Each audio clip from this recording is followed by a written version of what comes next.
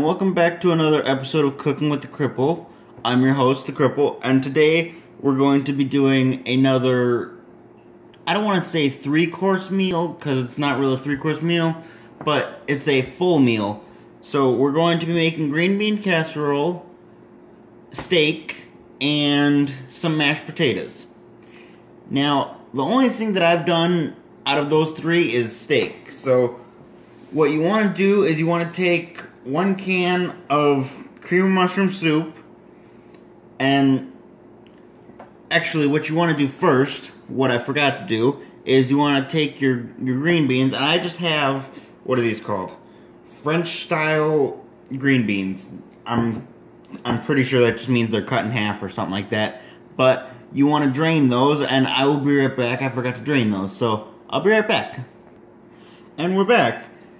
And as you can see, I've got my green beans all strained and ready to go. Ow, cramp. So what we're going to do is we're going to take those green beans. I'm using my other hand because my left hand is cramping up for some strange reason. We're going to dump those out. And then, oh, also, I have cream of mushroom cream of mushroom soup that's condensed. So you want a, what's the word I'm looking for? Not a thickener. I don't think that's the word, but I'm going to go with it. If I'm wrong, correct me in the comments. But you want to even it out, I guess is the word I'm looking for. You want to, what is that word I'm looking for? You want to make it more like soup. So that wouldn't be thickening it. That would thinning. But so I've got a cup of milk here. We're gonna add that in after the cream of mushroom soup. And keep in mind, this is my very first time making this recipe, so if it doesn't go according to plan or if I'm doing something wrong, don't worry, this is my first time, so it's okay. We're all allowed to make mistakes. Also, I can't stress this enough. When you're cooking in the kitchen, when you're cooking in the kitchen, you want to practice safety, because I was peeling potatoes for the mashed potatoes and I cut my finger open. I'm not going to show it because that's gross in this cooking channel, but so you want to always practice good safety protocol, because otherwise you have accidents happen. But oh shoot, oh well, rookie mistake. I should have heated this up. And it looks like I might need another can of both. So I'm going to heat up the second one and then get another cramp. Ow. I'm gonna heat up the second one, and then I will talk to you guys in a minute. And I'm gonna keep the milk the same. That's gonna be my experimental portion. But you can tell I'm out of my rhythm. But we'll see you guys in a hot minute. Okay, as you can see, we're good and spread out on the oh, I forgot to add in the milk. We're good and spread out on this. And now it's time to add in the milk to kind of, what's the word I use? Thin it out. So I'd say about that much, and then I'm gonna re-spread it. So I'll talk to you guys in a minute. So you don't necessarily have to do it in this order. It's just, this is my first time doing it, so I've not mastered the technique. So, oh, speaking of that, I am going to be re-uploading a video on my specialty cookies. I have no idea why the recording is upside down, but I'm going to be redoing that. I just needed to buy me some sugar. So I'm gonna mix this up and see how it turns out, see if it thickens or thins, and I'll talk to you guys in a minute. Okay, now what we're going to do is we're going to go over to our oven and we're going to set it for 400 degrees and we're gonna cook this bad boy for 15 minutes. But that is after you sprinkle your topping on. I'm going with, where is it? I'm going with Parmesan cheese if I can find it. I shall be right back. I'm going to look for it. I found it, and this looks delicious, and it's not even cooked yet. So I can't wait to cook this bad boy. So, like I said, we're gonna go over to our oven and we're gonna cook it, or we're gonna preheat it for 400 degrees. And then while that is doing that, we're going to put about a pan. I don't know how much my pan holds, so I'm sorry I don't have exact measurements. But you want it's the pan that looks like this. I'm not good with terminology, but it's the pan with the two handles. I think it's a pan, but you want to fill that to about, how far was it? Let me take a look. Okay, so if it's this tall, you want to fill it to about right here. So if it's, oh, you can't see that. If it's this tall, you want to fill it to about right here. So that's for the mashed potatoes, and you're going to bring that to a swift boil, and then once it achieves boilage, you're going to drop in, well, not drop in, you're going to be very safe and cautious with putting in the potatoes, and you're going to let that rest, or not rest, but cook for 20 minutes on medium to low heat. Well, actually just medium heat. But for about 20 minutes, you're going to let that cook, and then you're going to let this cook for 15 minutes on 400 degrees in the oven. So I will talk to you guys in a little while.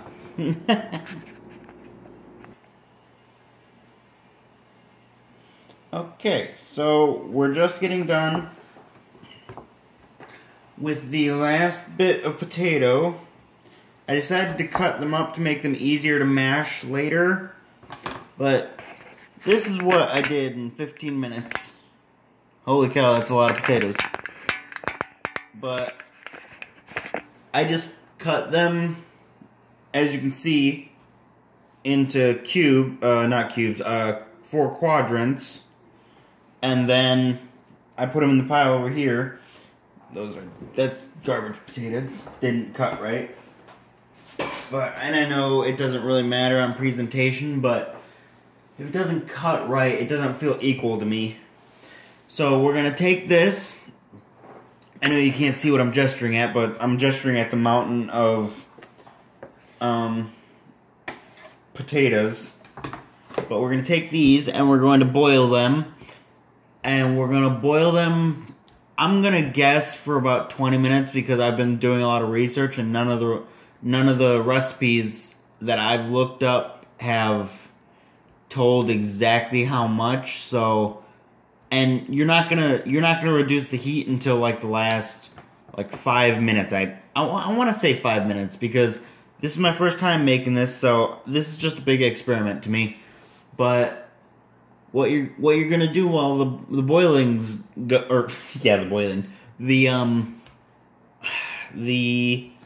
water, I couldn't think of that word. The water is getting a boil. You're going to put your whatever seasoning, rub, or whatever you want on your steak. You're gonna put that on it, but the steak is the last thing to get cooked because it's the easiest and it's the fastest. So you want to make sure that the steak is the last thing to hit the plate, essentially. Even though it's really the main course of the meal. But you want to cook that last because you want to have cold stuff. Oh, I gotta show you something. I'll be right back. If it'll pause. There we go. But as you can see, the casserole is nice and done. And I know it looks the same, but trust me, I've tasted it, it's not the same. So I'm gonna get to work on the potatoes and we'll see you in a minute. If you've noticed before, you'll see that I had the steaks on the plate. Well, The reason being, you don't want to cross-contaminate. I know I've said this about chicken, but it's really any raw meat. You really don't want it to cross-contaminate your stuff. So I've just started this, but I just had to give that little safety tip. But you always want to practice safe habits in the kitchen, or in life rather, because then you're safe. But especially in the kitchen, because there's lots of accidents that could happen.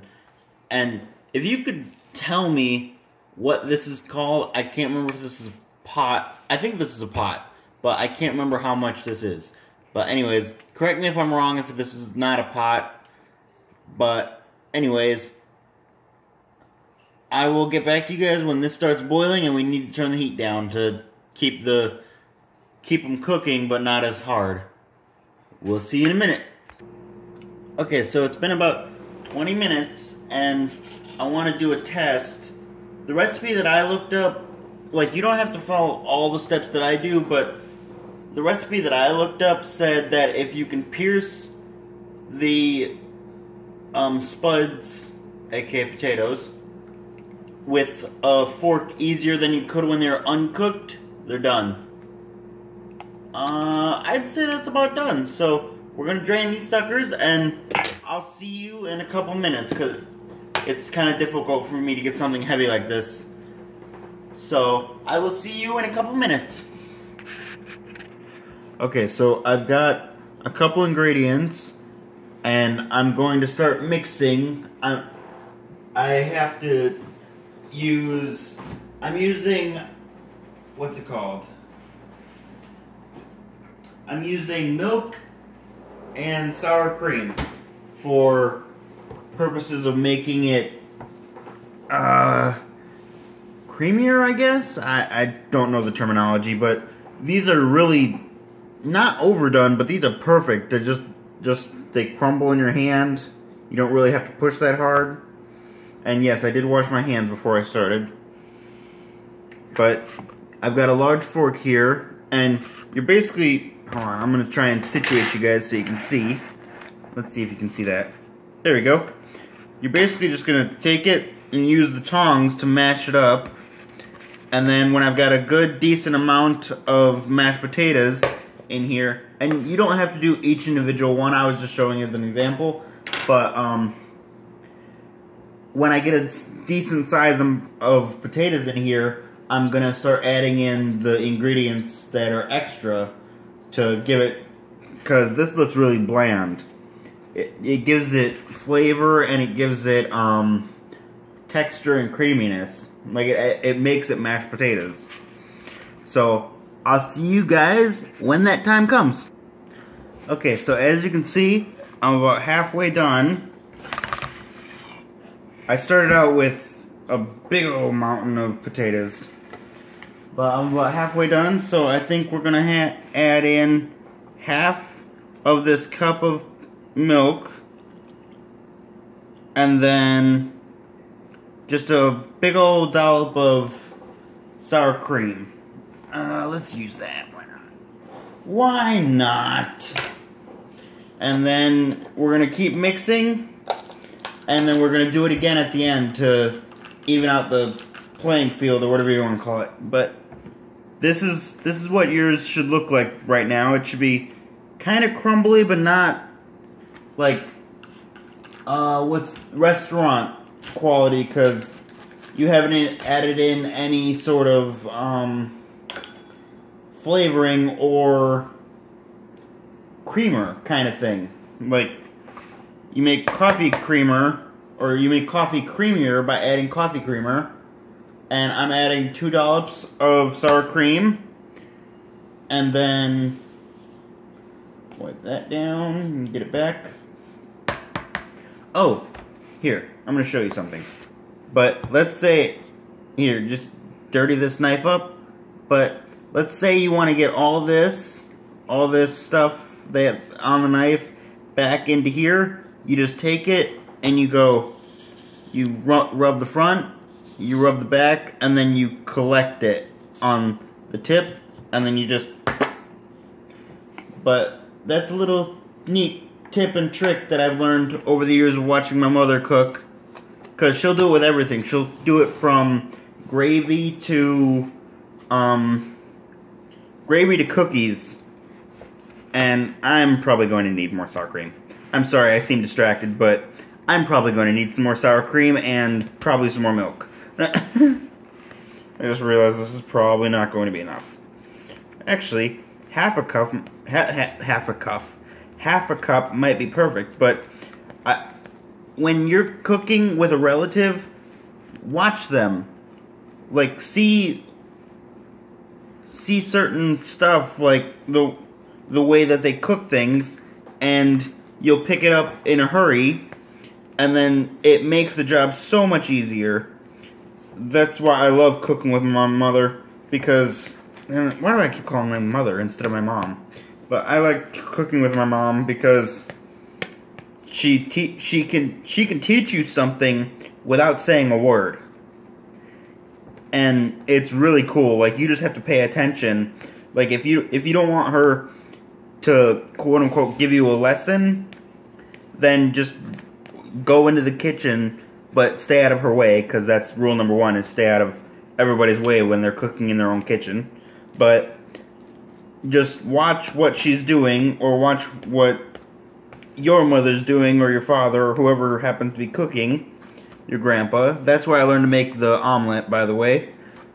I learned it because my grandpa taught me without actually saying anything. I just watched him.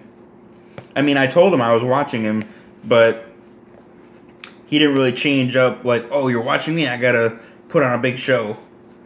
But, oh, these are coming along nicely. But, yeah, just watch the people in your lives when they cook. And I'm not saying that if they're bad cooks, don't watch them. But if they're really good at it, like, in your eyes, then watch them closely and you'll pick up the tricks that they do. Like this trick right here. The trick that I'm doing with the fork, I learned that from my mom. She makes, what are these things called? Mashed potatoes. She makes them really easy like this, and you only have to throw in like a handful every couple of minutes. But that's if you're really, really fast, and I'm not quite there yet. I have to throw in a handful every like 10 minutes. But that's because I'm still kind of learning. So, we'll see you guys when it's time to add in the second batch, or the second round of milk and sour cream. Alright, so as you can see, I just added in the milk and the last of the potatoes, and I think I might need a bigger bowl. Somebody cut and paste a GIF or GIF, whatever it's called, of Jaws going, "You're gonna need a bigger boat." I know I'm a goofball tonight, but I'm just happy to be back.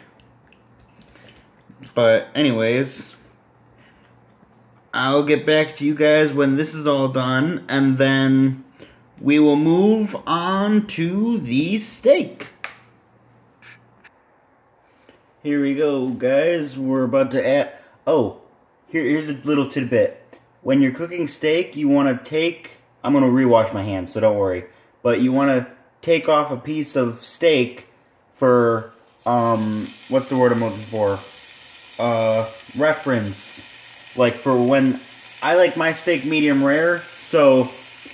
I better put this on, otherwise my reference all kind of screwed up.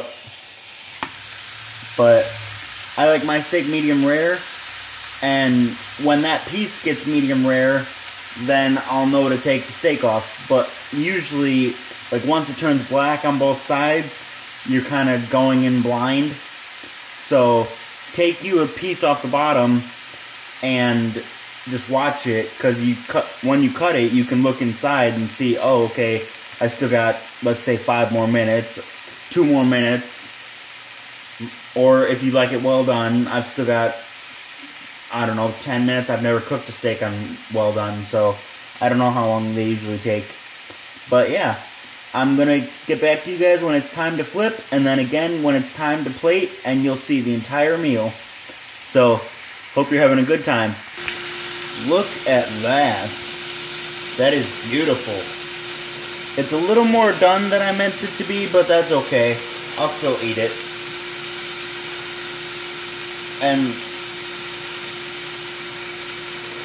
And don't worry about if yours is done not right.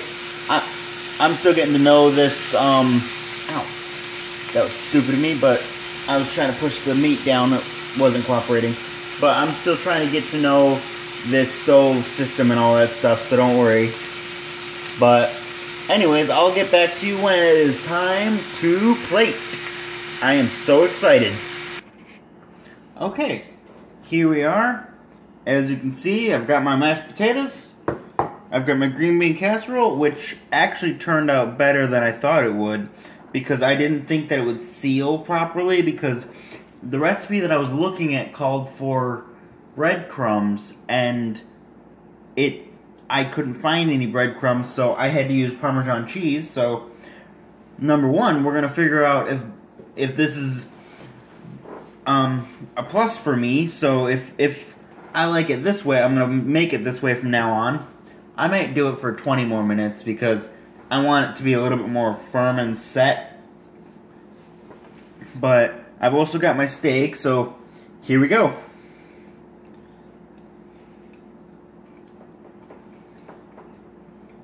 Mmm.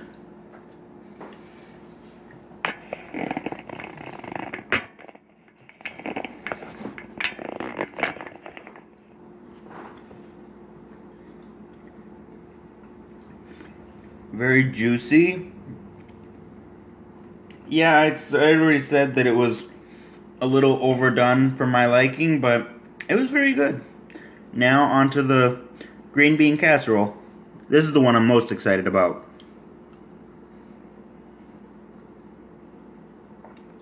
Mmm. Still warm.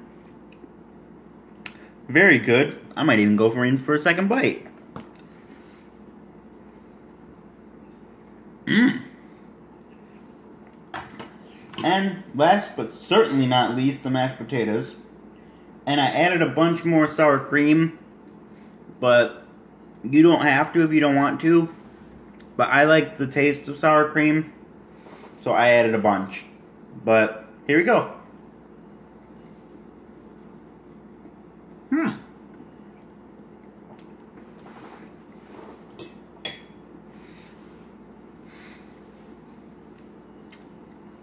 It's very good. The one thing that I do not like about mashed potatoes is it gets stuck in your gum lines and stuff like that. That's why I was going for like 5 minutes. But yeah, this has been Cooking with the Cripple, and I hope you guys had fun. I will see you guys in another video. And please let me know if there's any recipes that you want me to do. And I can't do them right away because I have to do test runs. I don't know why I keep doing this, but I'm hypnotizing myself. But